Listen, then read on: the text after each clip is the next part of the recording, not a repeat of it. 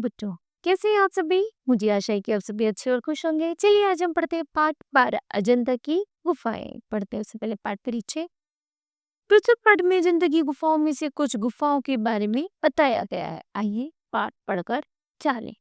ठीक है, आइए कुछ करके सीखिए। अजंता की गुफाओं के बारे में आप क्या जानते हैं, लिखिए। ठीक, करते हैं पाठ का प्रारंभ। अजंता की गुफाएं महाराष्ट्र राज्य में है। जलगांव, औरंगाबाद अथवा पहूर, इन तीनों रेलवे स्टेशनों में से किसी एक पर उतरकर अजंता पहुंचा जा सकता है।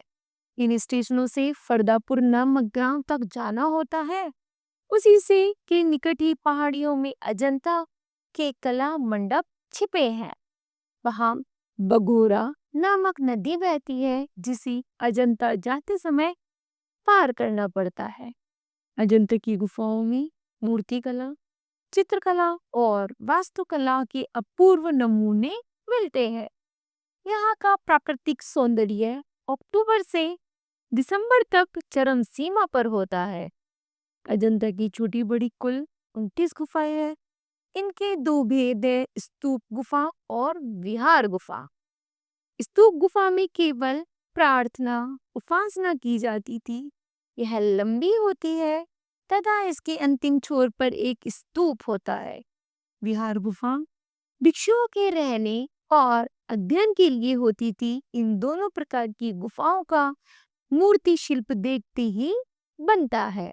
आइए अब आपको अजंता में चित्र निर्माण की विधि बताते हैं।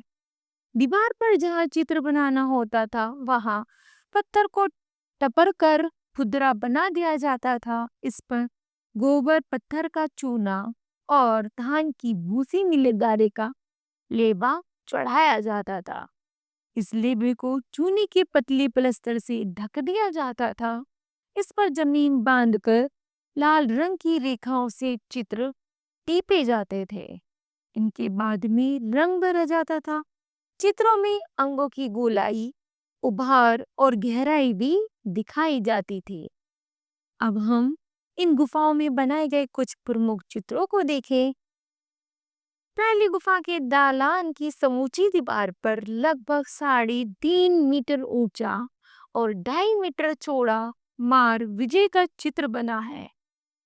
इसमें लोग कामदेव और शैतान की सेना भगवान बुद्ध को घेरे हुए है। अनेक कामनिया स्त्रियां भी बनी हैं, जो अपने अपने उपायों से भगवान बुद्ध को विचलित करती जान पड़ती है, पर बुद्ध ध्यान में लीन है। इस गुफा में केवल संध्या के समय सूर्य की अंतिम किरणें प्रवेश कर पाती हैं। अतः आश्चर्य होता है कि यहाँ ऐसे चित्र कैसे बनाए गए होंगे। 16वीं गुफा के 2 चित्र विशेष हैं।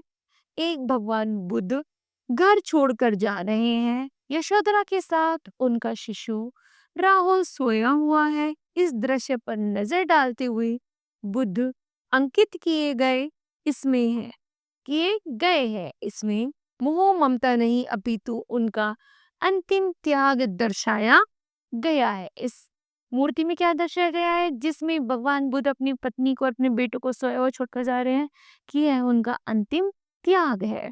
अजंता की 17वीं गुफा के सभी चित्र से एक से बढ़कर एक है। एक चित्र में भगवान बुद्ध ज्ञान प्राप्त कर लौटे हैं।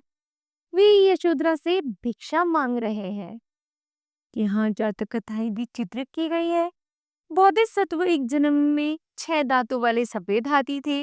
उनकी 2 हथनियां थी, एक ने आत्महत्या कर ली थी। एक राजकुमारी का भी चित्र है, जिसके फुसलाने पर हाथी के सभी दांत काट दिए गए। सारी चित्रावली सजीव लगती है।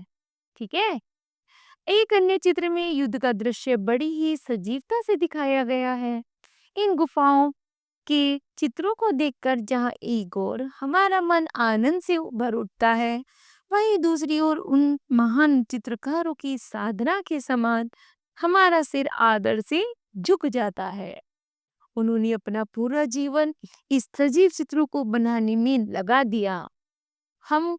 हमें उन पर गर्व है।